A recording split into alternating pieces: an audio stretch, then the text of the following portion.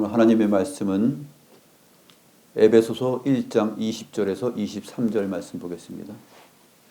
신약성경 311페이지 에베소서 1장 20절에서 23절입니다.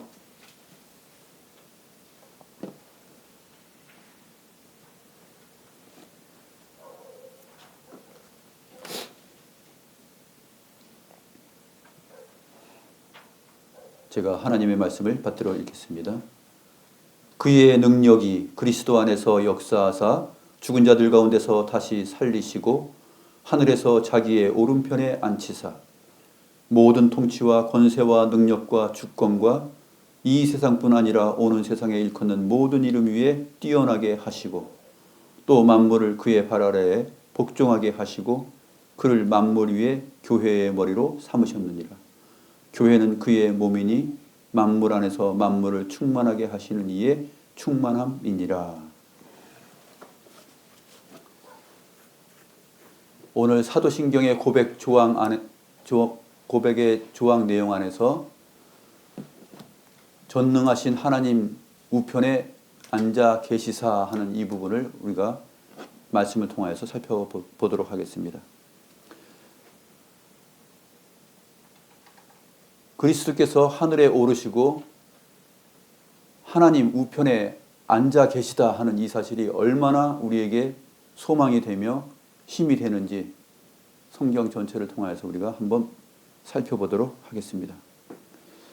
오늘 본문 말씀이 가장 이 하늘에 오르신 주님 또 그리고 아버지 우편에 앉아 계심의 의미를 가장 잘 함축하고 있는 내용이라고 볼 수 있겠습니다. 20절 말씀을 보시면 그의 능력이 그랬죠. 그의 능력이라는 것은 누구의 능력이냐면 17절 말씀을 보시면 압니다. 우리 주 예수 그리스도의 하나님 영광의 아버지입니다. 우리 주 예수 그리스도의 하나님 영광의 아버지의 능력이 그리스도 안에 역사하셨다 하는 것을 말하고 있습니다. 그리고 그 능력이 죽은 자들 가운데서 살리셨고 하늘에서 자기의 오른편에 앉히셨다. 이렇게 증거하고 있습니다. 왜 하늘에서 자기의 오른편에 앉으셨다라는 말을 성경은 하고 있을까요? 이 오른편은 그냥 사도가 지어낸 말이 아니라 시편 110편에 있는 말씀 때문에 그렇죠. 시편 110편 1절을 보게 되면 여호와께서 그 성자에게 하시는 말씀이 나옵니다. 너는 내 오른편에 앉아 있으라. 원수들로 하여금 네 발등상이 되게 할 때까지 너는 내 오른편에 앉아 있으라 했습니다. 이 말씀을 하신 때가 언제일까요? 이것은 영원한 때입니다. 성부, 성자, 성령 하나님께서 한 하나님으로서 삼위일체로 계셨을 때 그때 삼위 하나님 안에서 일어난 내용입니다. 그러므로 우리 주 예수 그리스도는 항상 사실은 하나님 우편에 계신 것입니다. 이 하나님 우편에 계시다는 이 표현을 통해서 우리는 무엇을 할 수 있냐면 성부와 동일 본질이시고 한 하나님이시지만 구별되시다 하는 것을 우리는 또 이 우편이라는 표현을 통해서 알 수 있는 것입니다. 이렇게 성경을 우리가 이제까지 배워왔던 삼위일체 하나님의 내용 안에서 생각을 하면서 보아야 되겠죠. 그런 의미에서 하늘에서 자기의 오른편에 앉히셨다라는 표현을 다시 하는 것입니다. 이것은 성경을 이루시는 내용입니다. 성경을 성경으로 성취하시는 그러한 방식으로서의 표현입니다. 그리고 그 능력이 모든 통치와 권세와 능력과 주권 그리고 이 세상뿐 아니라 오는 세상에 일컫는 모든 이름 위에 뛰어나게 하셨다 하는 표현을 말하고 있습니다. 하늘에서 아버지 우편에 앉으셨다라는 그 의미가 무엇이냐면 바로 그것입니다. 모든 통치와 권세와 능력 주권이 그리스도에게 있고 또 이 세상뿐 아니라 오는 세상 장차의 모든 이름이 다 온다 할지라도 통치, 주권, 권세, 능력 그거 외에 또 다른 어떤 이름이 온다 할지라도 그것이 그분에게 있음을 표현하는 것이 오른편에 앉으셨다라는 표현이에요.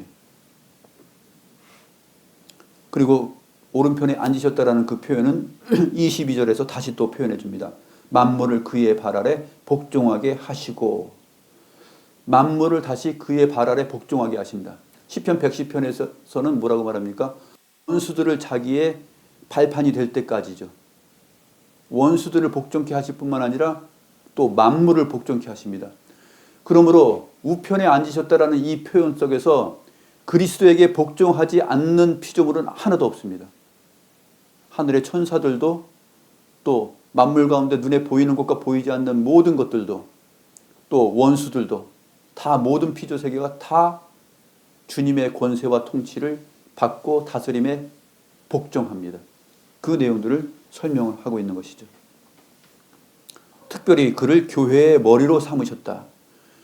이 우편에 앉으셨다라는 말은 또 그리스도께서 교회의 머리가 되셨다라는 것을 또 의미합니다.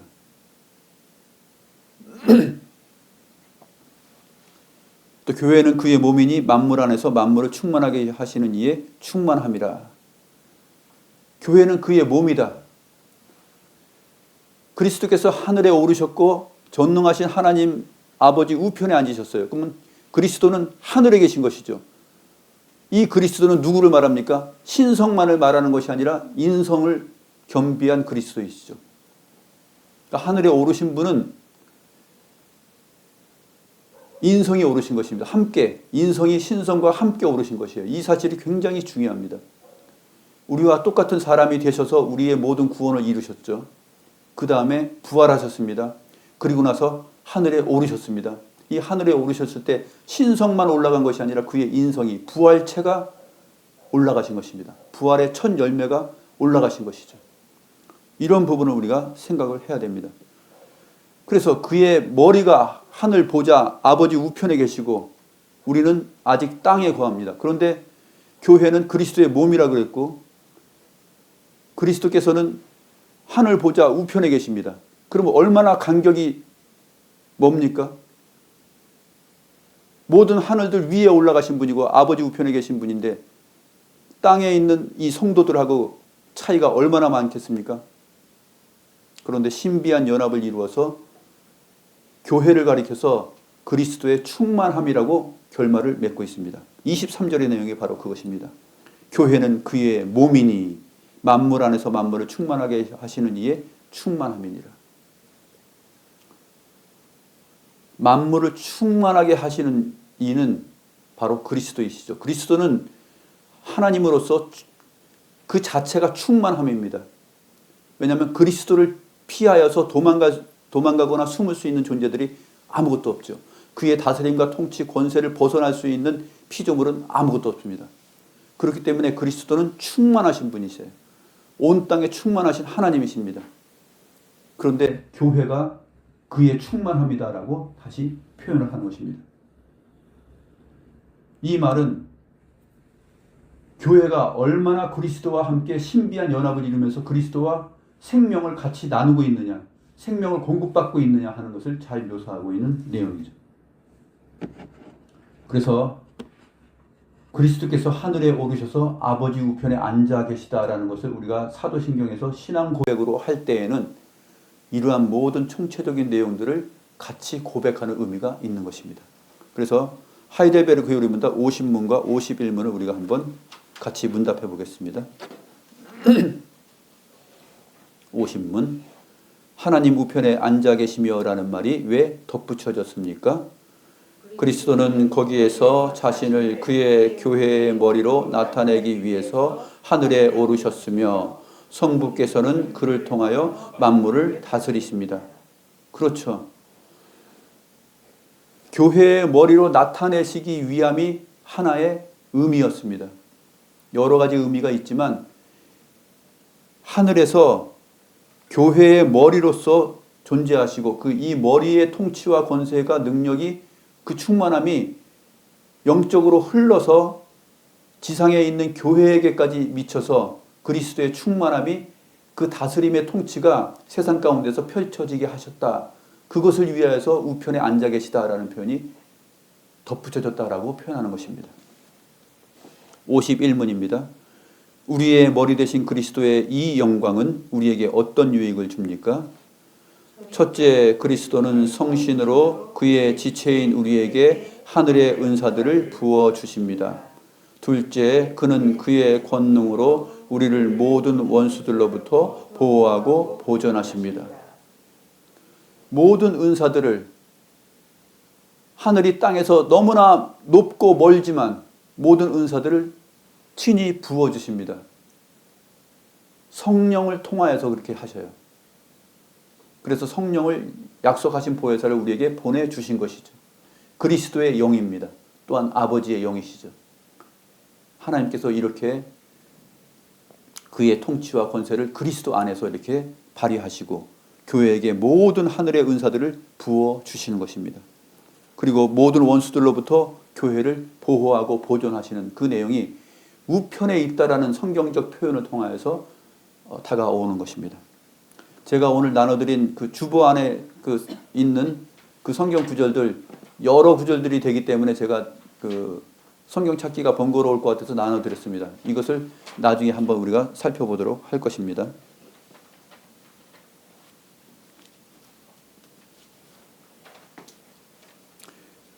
그리스도께서는 골로새서 1장의 증거에 따르면 모든 피조물보다 먼저 나신 분이시죠.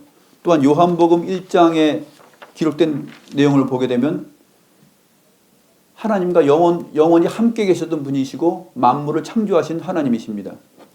또 히브리서 1장에 표현된 대로 하나님의 영광의 광채시요 그의 본체의 형상이십니다. 그런데 그분이 하늘에 오르셨고 아버지 우편에 앉아 계시다 하는 이 말은 바로 영원부터 신성으로서는 그러시지만 이번에 오르신 사건은 무엇이냐면 인성이 함께 올라가신 것입니다. 그러므로 신성만 우편에 계신 것이 아니라 이제는 인성과 신성이 하나의 그리스도로서 우편에 계신 것입니다. 이것이 아주 결정적인 기독 신자들의 위로와 소망이 되는 것인데 그리스도께서 이렇게 하신 까닭은 교회의 영광과 또 교회의 복을 위하여서 이렇게 하신 것입니다. 우리를 안고 같이 올라가신 것이죠.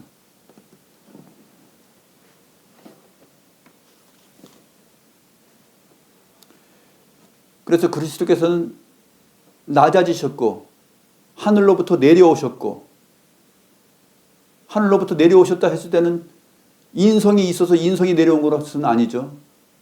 그러나 그의 신성이 내려온 것입니다. 낮아지신 것입니다. 그리고 올라가셨다 했을 때는 신성만 올라간 것이 아니라 인성이 함께 신비한 연합을 이루시면서 올라가신 것입니다. 이 부분을 우리가 정확히 해야 될 것입니다. 그래서 하늘에 오르셨고 우편에 앉아 계시다라는 이 표현을 새롭게 하는 것입니다. 영원히 그리스도는 하나님 보좌의 우편에 계신 분이시지만 하나님 보좌 우편에 앉아 계시다라는 표현을 또 신약 성경 안에서 할 때에는 그것을 강조하는 것입니다. 그리스도의 인성이 신성과 함께 지금 앉아 계시다.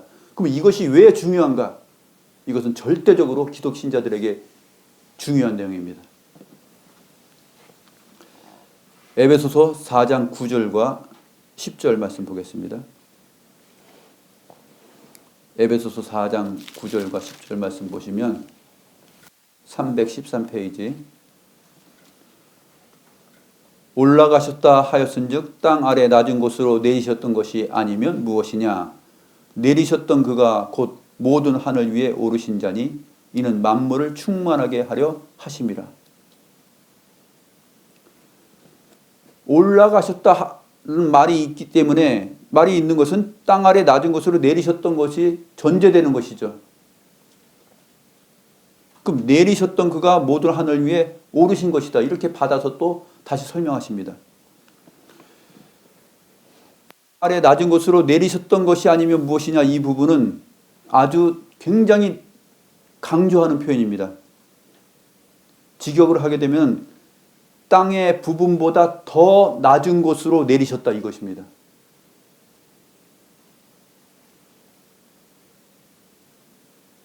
땅의 조각, 땅의 부분보다 더 낮은 곳에 내리셨던 것이 아니면 무엇이냐 이렇게 강조하는 표현이 왜 나왔을까요? 이것은 서로 이제 9절과 10절을 다 같이 보시면 되는데 10절에서 올라가셨다라는 표현을 어떻게 하고 있냐면 모든 하늘 위에 오르신 자니 모든 하늘 위에 하늘이 있는데 모든 하늘 위에 오르신 자를 표현하였을 때 올라가셨다라는 표현을 합니다. 그러면 내리셨던 그가 했죠. 10절에. 그 내리셨다라는 표현을 또 어떻게 하냐면 땅의 부분보다 더 낮은 곳에 내리셨다. 그것이 아니면 무엇이겠느냐. 이렇게 올라가심과 내려가심을 강조해서 표현을 하고 있습니다. 그러니까 그리스도께서 얼마나 자기의 영광을 다 사실 버리신 것은 아니시고 동등됨을 취할 것으로 여기지 않으신 것이죠. 그 영광을 감추신 것입니다. 얼만큼 낮아지셨는가. 우리의 거룩함과 영광을 위해서 교회를 붙드시기 위해서 얼마나 이렇게 낮아지셨는가 하는 것을 강조하는 것입니다.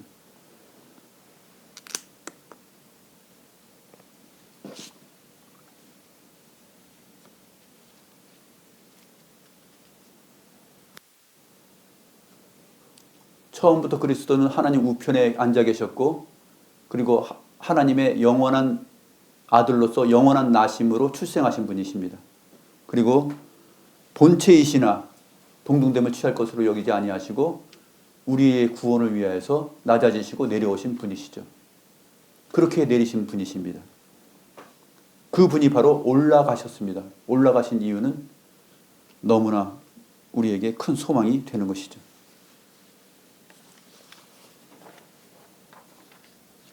인성 안에 신성이 충만히 거하시는 분이십니다. 골로새서 2장 9절 말씀이죠. 그의 인성 안에는 신성이 충만하게 거하시는 분이시죠. 그러나 십자가에 달려 죽기까지 복종하시고 그렇게 낮아지셨던 분이시기도 합니다. 빌립보서 2장 6절에서 8절의 내용이죠.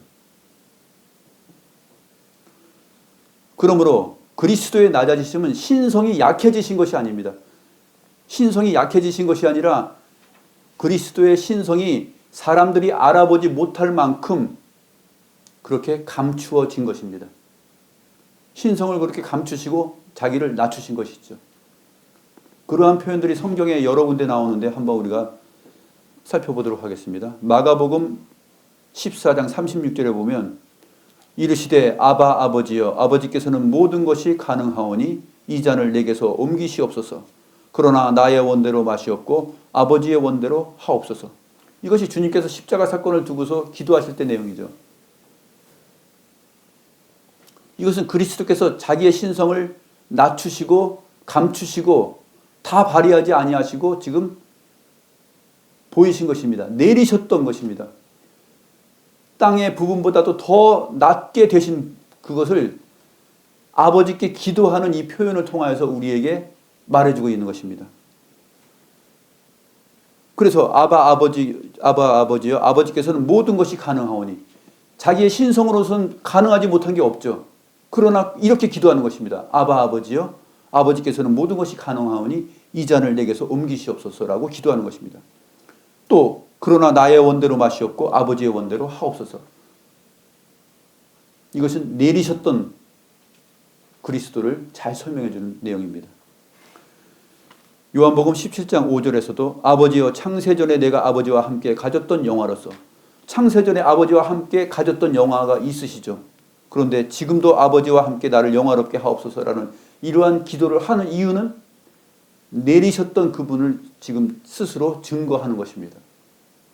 이 성경을 읽을 때 우리가 이러한 표현들을 보면서 내리셨던 그가 올라가셨다 하는 이 표현을 그 에베소서 4장 9절과 10절의 말씀을 통해서 다시 한번 음미해보고 생각하는 것이 굉장히 중요합니다. 마태복음 24장 36절에서도 보면 그러나 그날과 그때는 아무도 모르나니 하늘의 천사들도 아들도 모르고 오직 아버지만 아시느니라. 신성을 따라서 모르실 리가 없죠. 그러나 왜 이런 표현을 지상에 계셨을 때 하였을까요? 이것은 심히 낮아지셨고 자기의 신성을 그 육체 안에 충만하시지만 감추고서 지금 하는 것입니다. 아버지와 동등됨을 취할 것으로 여기지 아니하시고 우리의 구원을 위하여서 교회의 거룩과 영광을 위하여서 낮아지셨음에 대한 표현입니다. 성경이 이렇게 기록하고 있고 증거하고 있기 때문에 우리는 이 사실을 굉장히 중요한 관점으로 바라보아야 되는 것이죠. 또 한 가지 요한복음 14장 28절에 보게 되면 내가 갔다가 너희에게로 온다 하는 말을 너희가 들었나니 나를 사랑하였더라면 내가 아버지께로 감을 기뻐하였으리라. 아버지는 나보다 크심이라. 아버지는 나보다 크심이라. 아버지와 동등하신데 모든 영광과 존재와 힘이 처음부터 함께 계셨고, 누가 크고 작지 않다라고 지금 삼일체 하나님을 우리가 배울 때 성경을 따라서 배웠죠. 그런데 아버지는 나보다 크심이라는 이 표현은 왜 나왔을까요? 낮아지신 그리스도의 표현입니다.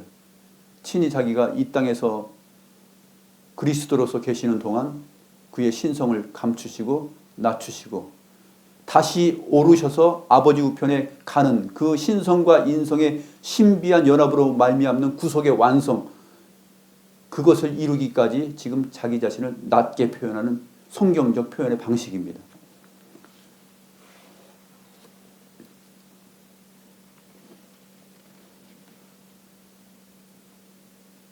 그리스도께서 하늘에 오르셨을 때는 홀로 오르시지 않으셨습니다.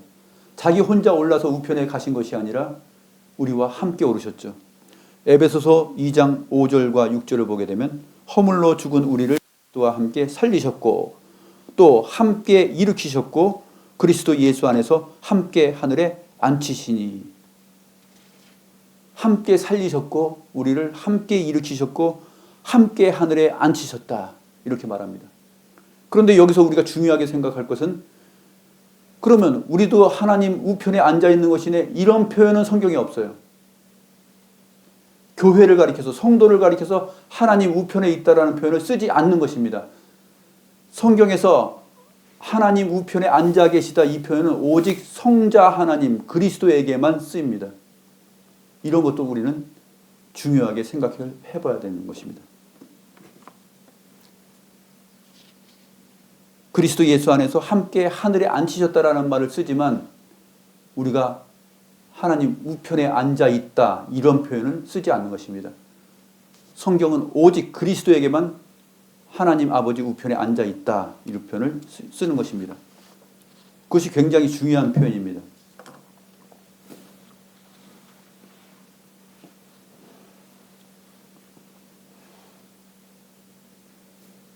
이 우편이라는 말을 쓸 때, 이거 히브리어는 이제 야민이고 헬라어로는 덱시오스인데, 이 구약 성경에 야민과 덱시오스, 이 우편, 오른편, 오른쪽, 오른손, 이렇게 번역됩니다.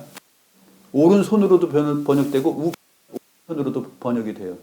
근데 구약 성경과 신약 성경에서 이것을 쓸 때 어떠한 의미에서 쓰는지 우리가 한번 살펴보도록 하겠습니다.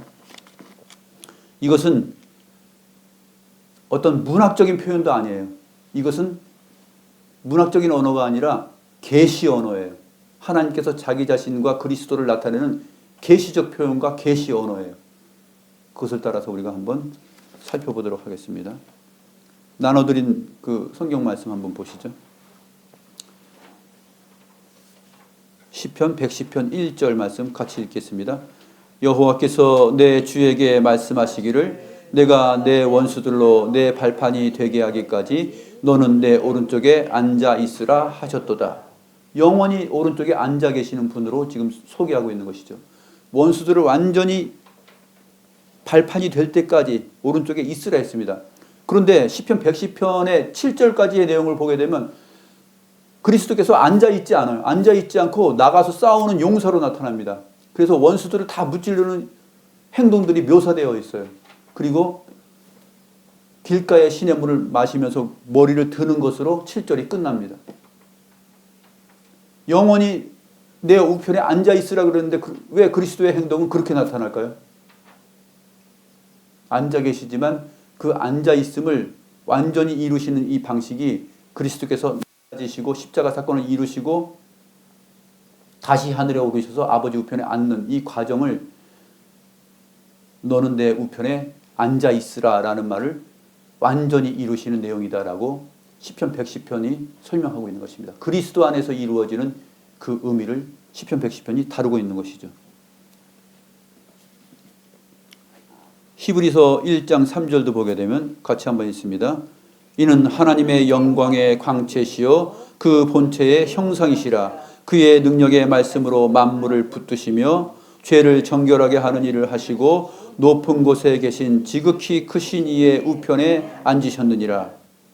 그렇죠. 시편 110편에 나와 있는 모든 내용을 이루시고 그의 우편에 앉으셨습니다.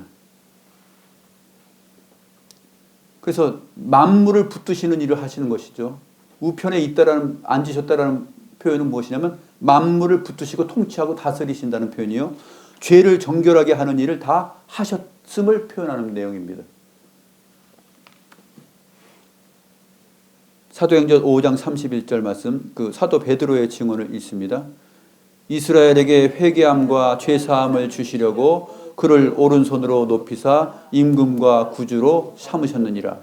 시편에 보게 되면 임금으로도 표현되고 또 인자로도 표현됩니다. 선지서에도 그렇게 표현되죠. 인자가 또 임금이 이렇게 표현이 됩니다. 마태복음 25장에서도 그렇게 표현이 되고 있죠. 그를 오른손으로 높이사 임금과 구주로 삼으셨느니라.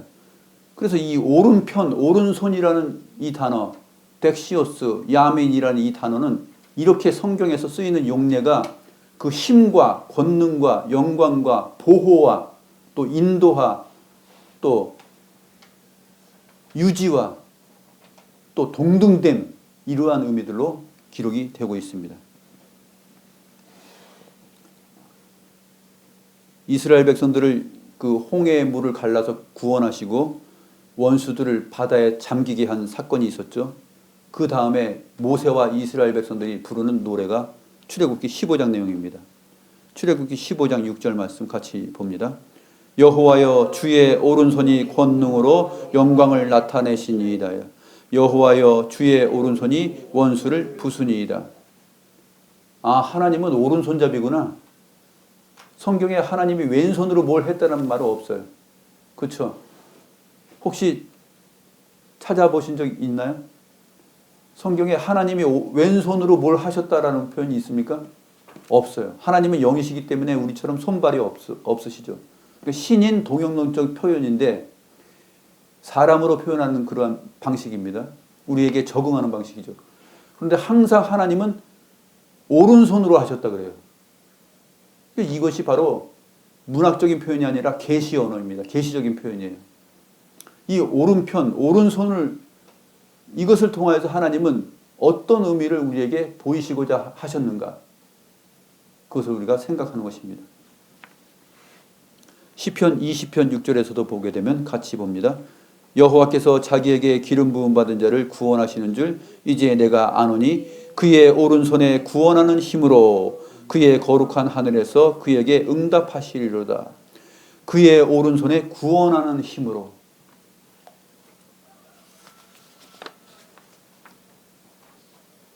여호와의 구원하는 힘을 오른손으로 이제 나타내고 계시는 것이죠.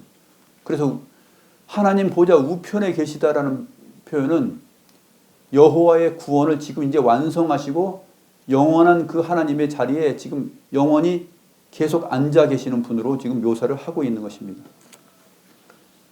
시편 17편 7절에서도 오른손으로 구원하시는 주여 주의 기이한 사랑을 나타내소서. 주님께 피하는 자들을 그 일어나 치는 자들에게서 오른손으로 구원하시는 주여. 주의 백성들이 원수들 사이에서 얼마나 그 힘든 삶을 살아갑니까? 그런데 주의 오른손으로 구원하십니다. 그것이 주님의 기이한 사랑이에요.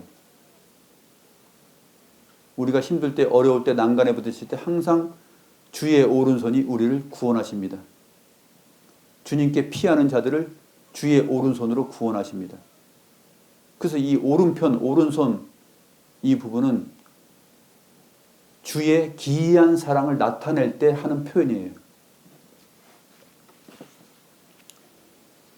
그래서 하나님의 모든 복을, 하나님의 복을 나타낼 때도 쓰는데 창세기 48장 14절이죠. 그 야곱이 오른손을 펴서 차남 에브라임의 머리에 얹고 왼손을 므낫세의 머리에 얹습니다. 팔을 엇갈려서, 그렇죠? 팔을 엇갈려서 축복을 하죠. 여호와의 복이 임하는 내용을 표현할 때도 오른손이라는 표현을 하고 있는 것입니다.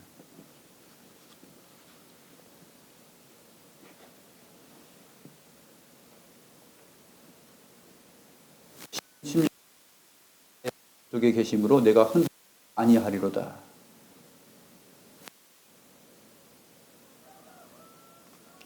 시편 109절 보게 되면 그가 궁핍한 자의 오른쪽에 서사 그의 영혼을 판하려 하는 자들에게서 구원하실 것입니다. 이런 식으로 표현합니다. 사도 바울도 역시 로마서 8장 34절에서 그는 하나님 우편에 계신 자여 우리를 위하여 간구하시는 자니라. 하나님 우편에 계시면서 무엇을 하시는 분이에요? 우리를 위하여서 간구하시는 분이에요. 교회를 보호하고 보존하는 일을 제사장으로서의 역할을 계속하는 것입니다. 시편 110편에서 1절에서 너는 원수를 발등상 되게 하기까지 내 우편에 앉아 있으라 했습니다. 시편 110편 4절에 가서는 너는 멜기세덱의 반차를 따라온 영원한 제사장이다 이 표현을 하죠. 그래서 우편에 계시면서 무엇을 하시느냐? 교회를 보호하고 교회의 시험을 교회를 하여금 시험에 들지 않게끔 기도하시는 분이세요. 간구하시는 분이십니다. 그리스도의 간구함이 계속 있는 것입니다.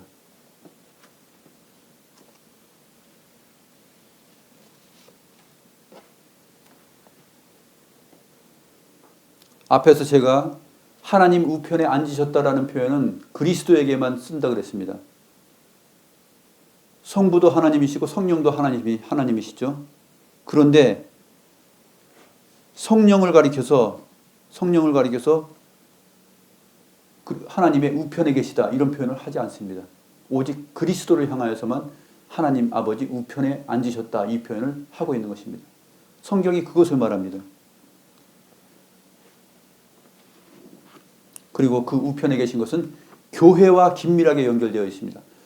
아버지 우편에 앉으셨다라는 사실은 교회를 붙드시고 끝까지 책임지시고 아버지께서 자기에게 주신 자들을 하나도 남김없이 빠뜨리지 않고 구원하시는 그 그리스도의 영원한 사랑을 표현한 것입니다. 그래서 오늘 본문에서도 나타나고 있죠. 본문에서도 교회를 충만하게 하신다라는 말을 쓰고 그리스도는 교회의 머리다 이런 표현을 쓰고 교회는 그리스도의 몸이다 이 표현이 나오는 것입니다. 우편에 앉으셨다라는 표현과 함께 교회와 그리스도의 관계가 표현되고 있는 것입니다. 머리와 몸으로서. 우리가 가진 이 성경을 아무리 여러분들이 살펴보십시오. 성부께서 교회의 머리시다라는 표현 하고 있습니까? 안 하고 있어요. 성령께서는 교회의 머리시다. 교회는 성령의 몸이다. 그렇게 하지 않습니다. 이러한 표현들을 왜 그리스도께서 하늘의 아버지 우편에 앉으셨는가? 이것을 통해서 무엇을 말하려는가 하는 것을 우리가 생각을 하는 것입니다. 성부도 성령도 교회의 머리라고 표현하지 않습니다. 또 교회를 가리켜서 성부의 몸이다, 성령의 몸이다 이렇게 표현하지 않습니다. 그렇다고 하나님이 나누이시느냐? 그것은 아니시죠. 성부와 성자 성령은 일체로서 한 하나님이십니다. 그럼에도 불구하고 이렇게 나누어서 표현하는 방식은 뭐냐면 계시 언어를 통하여서 하나님께서 무엇을 말씀하시고자 하는 그 핵심과 요지가 있다라는 것이에요.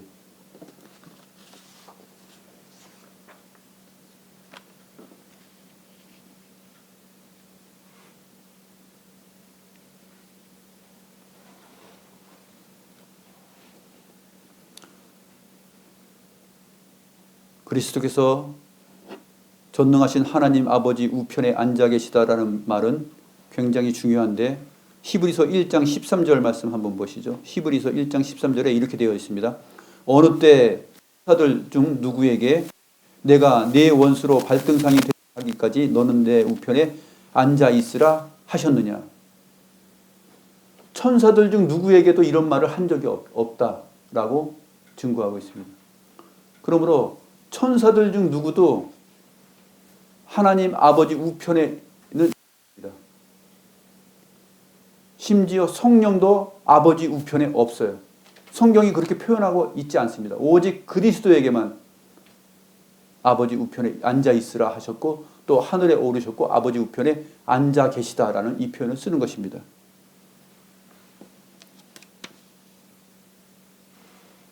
이 성경적 계시적 언어를 통하여서 하나님께서는 교회의 영광과 거룩함을 표현하는 것입니다. 그리스도의 죽으심과 이 사건, 낮아지심과 높아지심, 이 사건을 통해서 하나님께서 얼마나 교회를 그리스도 안에서 붙들고 계시는가 하는 것을 증거하는 내용입니다. 그 특별한 계시적 언어이다라고 볼 수 있는 것입니다. 그 23절을 보게 되면 교회는 그의 몸이니 그랬습니다. 교회는 그의 몸이니. 머리와 몸이 지금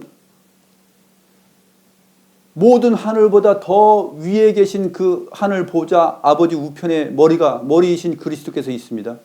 그런데 우리 교회는 지금 땅에 있어요.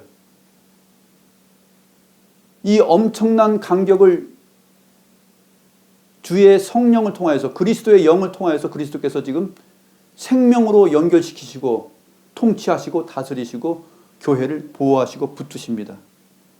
이 관계를 요한복음 15장 5절에서도 표현한 적이 있는데 나는 포도나무요 너희는 가지다.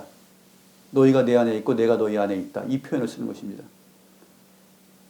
나는 포도나무요 너희는 가지다. 이렇게 포도나무와 가지가 긴밀하게 연결되어 있는 것처럼 그리스도께서 머리가 되시고 우리가 몸이지만 머리와 몸이 하나로 연결되어 있죠. 여러분 지금 머리와 몸이 연결되어 있지 않습니까? 이 은유를 써서 지금 주님께서 무엇을 말씀하십니까? 교회여 환난과 어려움 속에서도 걱정하지 말아라. 그리스도의 충만함이 너희 안에 충만으로 거하셔서 만물을 새롭게 하고 만물을 다 충만하게 하시는 역사가 나타나고 있다라고 지금 말씀하시는 것입니다. 교회는 그의 몸이니 만물 안에서 만물을 충만하게 하시는 이의 충만함이니라. 지금 이 온 세상을 보게 되면 그리스도의 충만함을 어디에서만 발견할 수 있습니까? 교회를 통해서만 발견할 수 있어요. 여러분들의 삶과 인격을 통하여서만 그리스도의 충만함이 나타납니다. 다른 어떤 피조물을 통하여서 그리스도의 충만함이 나타나지 않아요. 왜냐하면 교회는 그의 몸이기 때문에 그렇습니다.